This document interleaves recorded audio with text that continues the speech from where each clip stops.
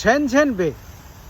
আমার ঠিক ওই পারেই হচ্ছে দেখা যাচ্ছে, ওই পারেই হচ্ছে হংকং। এই শেনঝেন বে, এই শেনঝেন বে থেকে আমি এই ভিডিওটা করছি। পিছনে দেখা যাচ্ছে যে চায়না রিসোর্স টাওয়ার, তার পাশাপাশি আরও অনেক বাণিজ্যিক বিল্ডিং। আপনি যেটা দেখলে অবাক হবেন যে 40 বছর আগেও এরকম ডেভেলপমেন্ট ছিল না।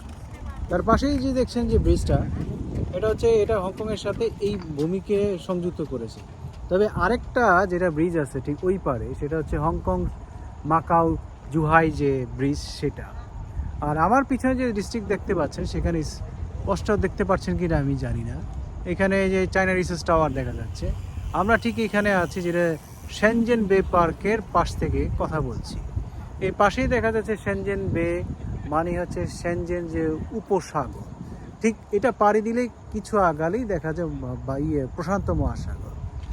তো আমরা প্ল্যানিং করছি যে ঠিক ওই ডিস্ট্রিক্ট যেটা আছে বিজনেস যাওয়ার প্ল্যান। তো আপাতত এই পর্যন্তই, থ্যাংক ইউ। একটু দেরি হয়ে গেল, কারণ আসল যে রাস্তার মোড়টা ছিল খুব সুন্দর, সেটা ভিডিও করতে পারলে আরও ভালো হতো। এই মুহূর্তে আমি আছি শেনঝেন বে পার্ক। এই ওই পারে যা দেখছেন ওটা হচ্ছে হংকং। হংকং, আর এখানে হংকংকে সংযোগ করা যে সেতু আছে, তার পাশাপাশি খুব সম্ভবত এই ব্রিজের ওই পারে হচ্ছে হংকং জুহাই যে ব্রিজ, মাকাও ব্রিজ, ওইটা ওই পারে হবে, এইখানে না। তবে এই যে মূল আকর্ষণ এখানে দেখছেন যে শেনঝেনের যে বিজনেস ডিস্ট্রিক্ট, ওই যে দেখা যাচ্ছে, এইখানে আসলে শেনঝেনের মূল ব্যবসার কেন্দ্র।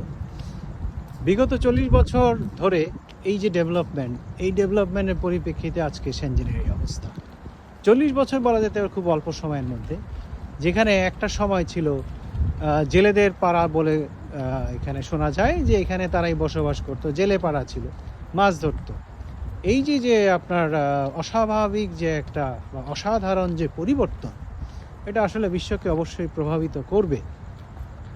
তো আমরা ওদিকে আগাচ্ছি, চেষ্টা করবো আপনাদেরকে ওই ডিস্ট্রিক্টের যেখান থেকে মূল যে জায়গাটা কেন্দ্রস্থল, সেখানে গিয়ে ভিডিও করার জন্য। আমি এই মুহূর্তে বিদায় নিচ্ছি। আপনার শেনঝেন বে পার্ক, এই যে আমার পাশেই পার্ক, আর এই পাশে হচ্ছে আমাদের যেটাকে বলে শেনঝেন বে বলে, মানে এখানে উপসাগর যেটাকে বলে, এটা পার হলে ওই পাশে হচ্ছে গিয়ে হংকং বে।